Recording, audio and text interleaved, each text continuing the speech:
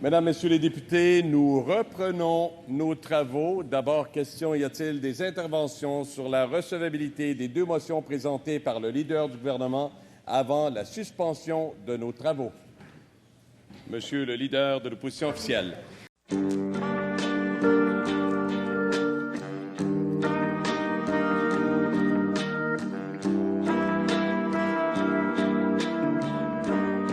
Merci, Monsieur le Président. Alors, je suis content de voir que le leader du gouvernement est présent parce qu'il aura en plus ensuite à discuter des différentes motions dans leur contenu. Écoutez, je vais prendre un peu de temps, Monsieur le Président, pour discuter des deux motions. Motions, Monsieur le Président, qui sont utilisées ainsi pour une première fois. Je ne sais pas si vous avez eu l'occasion, Monsieur le Président, de lire celle-ci et leur rédaction, mais ça dit, conformément à l'article 26.1, qu'en vue de compléter l'étude du projet de loi 9, et là, je omets de citer le titre, et du projet de loi 21, l'Assemblée se donne le cadre temporel suivant. Alors, elle peut siéger à compter de 9 heures tous les jours pour les affaires pour lesquelles elle a été convoquée, puis peut aussi décider d'ajourner ses travaux. C'est comme si, Monsieur le Président, pour une première fois, on utilisait cette motion pour y inclure plusieurs sujets dans une même procédure d'exception.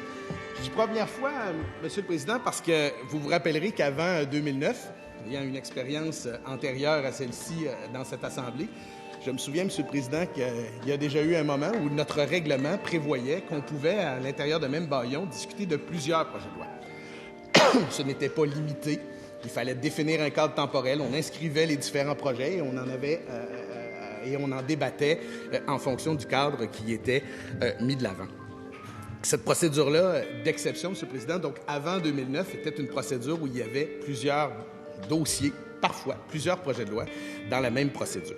Le cadre dans lequel va se faire cette discussion, le moment où va se faire cette discussion et la façon dont elle va se faire, et je dis discussion, M. le Président, c'est peut-être trop poli à l'instant, parce que puisqu'on aura suspendu nos droits, M. le Président, diront qu'il y aura un monologue et j'espère, à un moment donné dans la journée, un dialogue. Moi, M. le Président, mon opinion, je vais vous en faire part dans quelques instants, mais clairement, j'ai des doutes. J'ai dit que c'était un geste sans précédent parce que je l'ai qualifié ainsi. C'est comme un double bâillon qu'on va vivre, M. le Président. C'est combien de temps auront les parlementaires entre les deux projets de loi? Parce que quand je la lis, M. le Président, ce que je vois, c'est qu'on est convoqué aujourd'hui à 9 h, ce que nous avons fait ce matin. Nous serons convoqués demain à 9 h. Et la motion dit, comme ça doit être le cas, qu'à partir de maintenant, la session peut être convoquée tous les jours à partir de 9 h. Alors, on ne connaît pas la fin. On s'en doute un peu, mais on ne connaît pas la fin, M. le Président. Il n'y a pas rien dans le document, il n'y a rien devant les parlementaires actuellement qui nous permet de connaître l'organisation des travaux de ces deux travaux. Si avec un seul projet de loi, on aurait une idée d'où est-ce qu'on s'en va, M. le Président, mais là, maintenant, il y en a deux. Je ne connais pas la façon dont le leader du gouvernement voudra travailler. Sauf si, puisque notre règlement le dit, un ministre ou le leader adjoint du gouvernement ajourne ou suspend cette séance-là pour en débuter une autre qui est prévue dans la motion. Vous allez me dire, c'est peut-être peu probable, M. le leader. Je vous dirais, vous avez raison. Mais, M. le Président, c'est pas parce que c'est peu probable que c'est pas possible.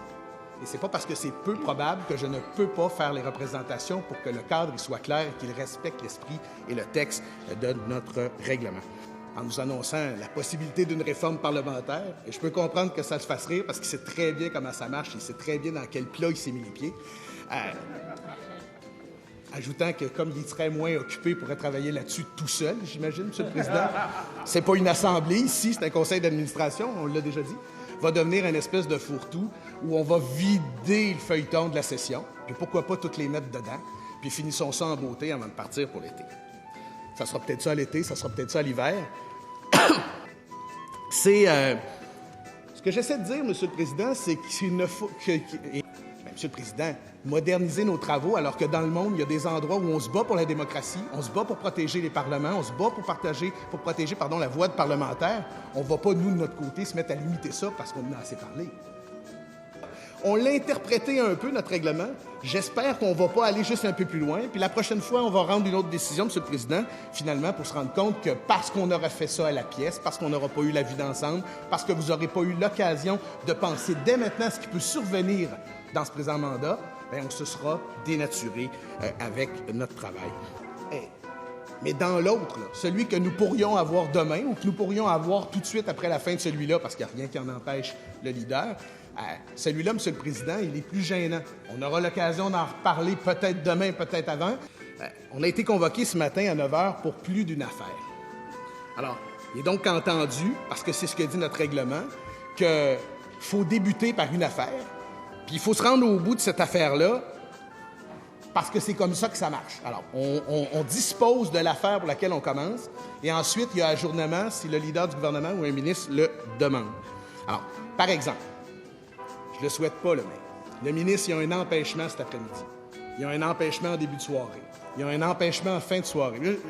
Je ne le souhaite pas. Je vous souhaite toute la santé du monde, la bonne humeur et l'efficacité nécessaire, mais il y aurait une raison, M. le Président, qui nous empêcherait de terminer comme il le souhaite l'adoption du projet de loi 9 aujourd'hui.